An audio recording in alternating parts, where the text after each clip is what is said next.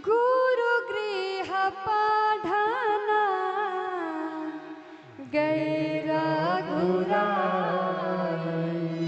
और अल्पकाल में सब महाराज गुरुदेव के यहाँ विद्या अध्ययन करने गए और अल्प काल में ही उन्हें संपूर्ण विद्याओं का ज्ञान हो गया और विद्या अध्ययन करके फिर अपने अयोध्या में आए।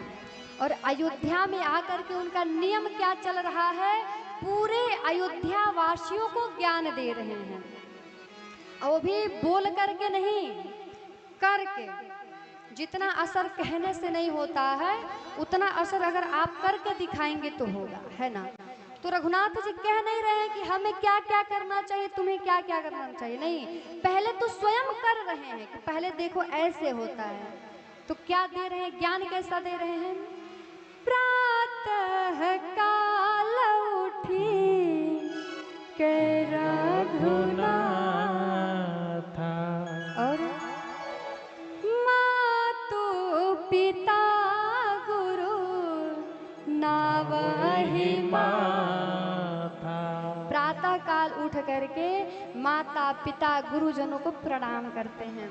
और हमारा और आपका भी नियम यही होना चाहिए कि प्रातः काल उठ करके हम अपने से बड़ों का प्रणाम करें। सबसे पहले उठिए, अपने हाथों को देखिए और हाथ को देखकर कराग्रे वस्ते लक्ष्मी कर मध्य सरस्वती कर मूले तु गोविंद प्रभाते कर दर्शनम, इसको बोलिए। और अगर नहीं बोल पा रहे हैं, हमारे पास उतनी तो ज्ञान नहीं है कि हम संस्कृत में बोले, या फिर नहीं बोल पा रहे हैं तो केवल हाथ को देख करके ठाकुर जी का ध्यान करके प्रणाम करके तब पृथ्वी को प्रणाम करिए। पृथ्वी को प्रणाम करने के लिए भी अनेक, हे धात्री मातृभूमि तुम सादरम नमामि रत्ना सुमंडितोय मुकुटम हिमालयस्ते दैवे द्वाघ्र देहम मनसा समर्प्यामि, हे धात्री मातृभूमि तुम सादरम नमामि। प्रणाम करें। ऐसे नहीं हो पा रहे, नहीं बोल पा रहे हैं तो भगवती पृथ्वी से हम कहें कि हे माँ, मैं चीनी हूँ सिर्फ 29 रुपए में। मैं फॉर्च्यून ऑयल। बहुत कृपा हुआ कि आप आज फिर अपने गोद में हमें खिलाएंगे, आपके गोद में खेलने का हमें सौभाग्य प्राप्त हुआ। बहुत बहुत आपकी कृपा हुआ। हे माँ, हमें ऐसा भक्ति प्रदान कीजिए हे माँ कि आपके गोद में रहकर सदैव मेरा जो कदम है ठाकुर जी की तरफ मुड़ते रहे, हम रघुनाथ जी की तरफ चलते रहे। उनको प्रणाम कीजिए। फिर माता जी हैं, पिताजी हैं, उनको प्रणाम करिए। अगर आपसे घर में कोई भी बड़ा है तो उनसे आशीर्वाद प्राप्त कीजिए। आशीर्वाद प्राप्त करने से कुछ घटता नहीं है, बढ़ता ही रहता है ना। तो रघुनाथ जी भी वही कर रहे हैं, सबसे आशीर्वाद प्राप्त कर रहे हैं, जो उनसे बड़े हैं आशीर्वाद प्राप्त करते हैं। और क्या करते हैं, आया सुमांगे करहि पूरा काजा, आशीष लेकर के और पूरे राज्य का कार्य करते, कार्य संभालते। और जब ये चक्रवर्ती सम्राट राजा दशरथ जी महाराज देखते तो देखी चरित हरा सही मन राजा। चक्रवर्ती सम्राट राजा दशरथ जी महाराज बड़े प्रसन्न होते, बड़े खुश होते कि मेरा पुत्र यह काम कर रहा है। महाराज, जब माता पिता कब प्रसन्न रहते हैं, जब उनके बालक, उनका पुत्र अच्छा काम करता है। माता पिता कब दुखी रहते हैं, जब उनका पुत्र गलत काम करता है। पुत्र अच्छा काम कब करेगा, जब माता पिता सही रहेंगे। कौन, माता पिता। अब रहे देखो, पिताजी आए शराब पी करके घर में लगे आतंक मचाने, लगे बोलने, बच्चे पे असर क्या पड़ेगा बताइए। कुछ तो बोलिए, आप अपने मन से भी कुछ बोलिए। आपके ऊपर क्या असर करेगा? आप तो शराब पी करके आए, घर में लगे आतंक मचाने, ये बच्चों पे क्या असर पड़ेगा? अच्छा काम करेगा? आप सोचे कि मेरे हिसाब से चले, क्या आप अपने माता पिता के हिसाब से कभी चले हैं? और अगर आप कहें कि हम अपने माता पिता के हिसाब से चले हैं, तो क्या आपके माता पिता शुरू में शराब पीना सिखाए हैं? सिखाए हैं? दारू पीना सिखाए हैं? और अगर यह संस्कार दिए हैं तो फिर यह संस्कार सही नहीं है आपके लिए। अगर ऐसे संस्कार दिए हैं तो उनको खुद नहीं पता है कि हम सही किए हैं कि गलत किए हैं।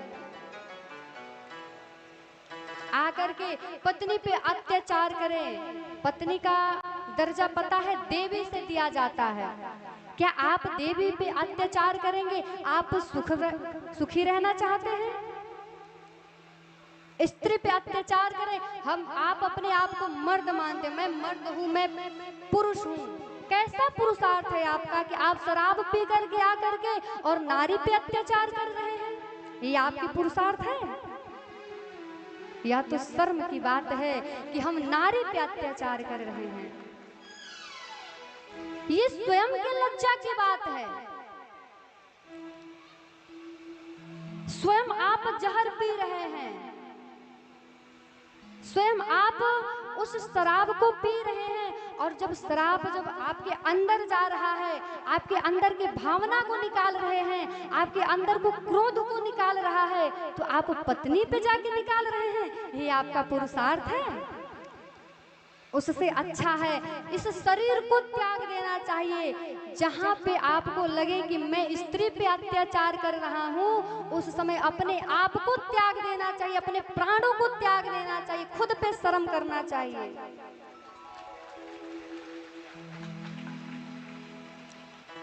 अच्छा, आप एक बात बताइए, शराब पी करके बहुत लोग आते हैं, ठीक है, बहुत लोग नहीं, काफी लोग, हम तो ये नहीं कह सकते बहुत लोग, लेकिन कुछ लोग, काफी लोग शराब पी करके आते हैं, ठीक है। कुछ लोग तो अपने पत्नियों पे हाथ उठाते हैं, मारते हैं। क्या आप कभी ये सोचे हैं कि वो भी आपको मार सकती है? आपके पास 2 हाथ है, पत्नी के पास 2 हाथ नहीं है? है? आप हाथ उठा सकते, क्या वो हाथ नहीं उठा सकते? उठा सकती है, लेकिन क्यों नहीं उठा रही है? उसको अपना धर्म पता है कि हमें क्या करना चाहिए। पति पे कभी हाथ नहीं उठाना चाहिए, पति परमेश्वर होता है, कभी हाथ नहीं उठाना चाहिए। लेकिन आप अपने धर्म को भूल चुके हैं कि पत्नी देवी होती है, उन पे हाथ नहीं उठाना चाहिए। मैम पढ़ाइए ना। महाराज, एक थप्पड़ आप लगाते हैं ना, उसके पास इतनी सामर्थ्य है, 2 थप्पड़ आपको लगा सकती है, परंतु आपको सम्मान दे रही है, आपका सम्मान कर रही है। अरे इस चीज पे तो लज्जा करनी चाहिए कि हम कैसे हैं कि हम हाथ उठा रहे हैं, वो कैसे है कि मेरा सम्मान अभी भी बनाए रखी है। होना चाहिए।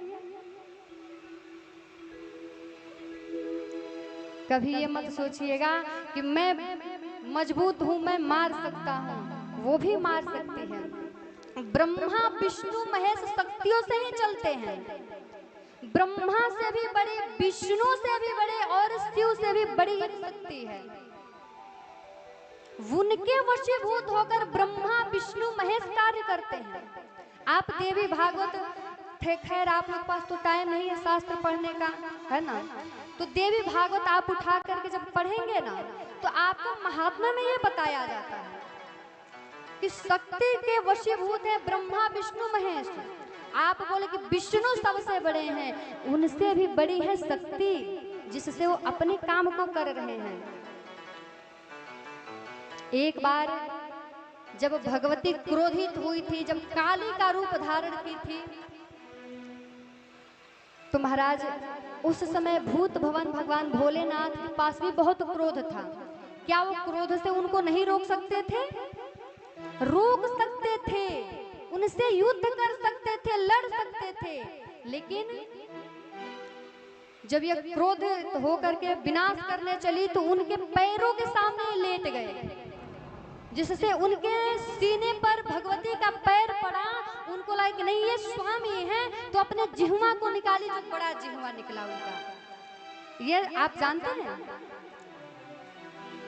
ऐसा क्यों किए? क्योंकि ये सम्मान दे रही है, भगवती है, ये शक्ति है, इन्हीं से मेरा सब कुछ है।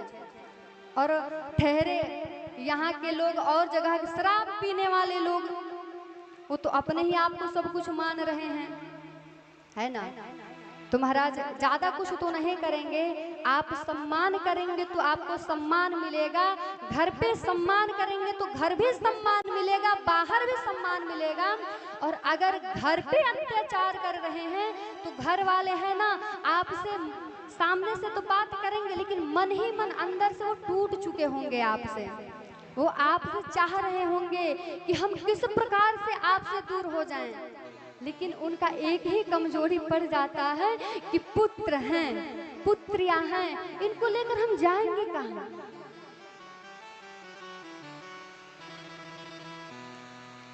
क्या वह नारी छोड़ के आपको नहीं जा सकते?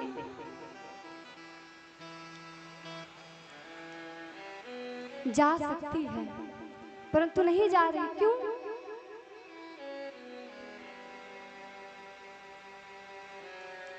आपके पुत्र को कहाँ लेकर के जाएंगे? और हाँ, उस पुत्र को भी आपके पास छोड़ के जा सकती है, संतान को भी आपके पास छोड़ के जा सकती है, लेकिन आप इतना कुकर्म कर दिए हैं, इतना गंदा काम आप कर दिए हैं कि आप पे विश्वास नहीं है कि आप इसके संतान को संभाल सकते हैं।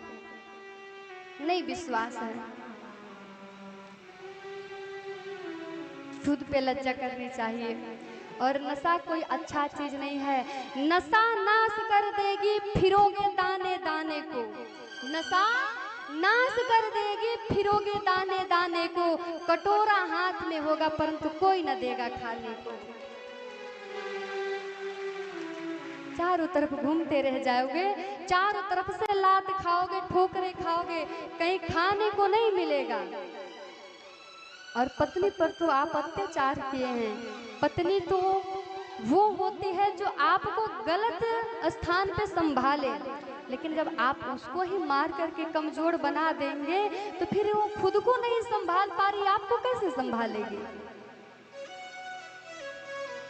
तो हम तो आपसे ये नहीं कहेंगे कि भैया क्या कर रहे हैं आप, क्या करेंगे, बस इतना कहेंगे शराब अच्छा नहीं होता है, ये अच्छे से अच्छे रिश्ते को खराब कर देती है, अच्छे से अच्छे रिश्ते को बुरा बना देती है। बाकी सब लोग समझदार हैं, आप लोगों के हाथ में है ना। बाकी आप लोगों से आपकी जो पत्नियां हैं, माता पिता हैं, प्रसन्न नहीं होते, इतना आप जान लीजिए कि प्रसन्न नहीं होते, खुश नहीं होते, आपसे मन ही मन टूटे हुए होते हैं, बस दिखावे के लिए आपसे बात होती है, बाकी आपसे और उनके मन का रिश्ता टूट गया होता है, केवल तन का बना रहता है, और कहीं कहीं तन का रिश्ता भी टूट जाता है ना। मार्केट चाहे गिर रहा हो या ऊपर जा रहा हो, मुझे इस चीज का बिल्कुल फर्क नहीं पड़ता। भगवान की हो। तो कथा में कहाँ तक थे?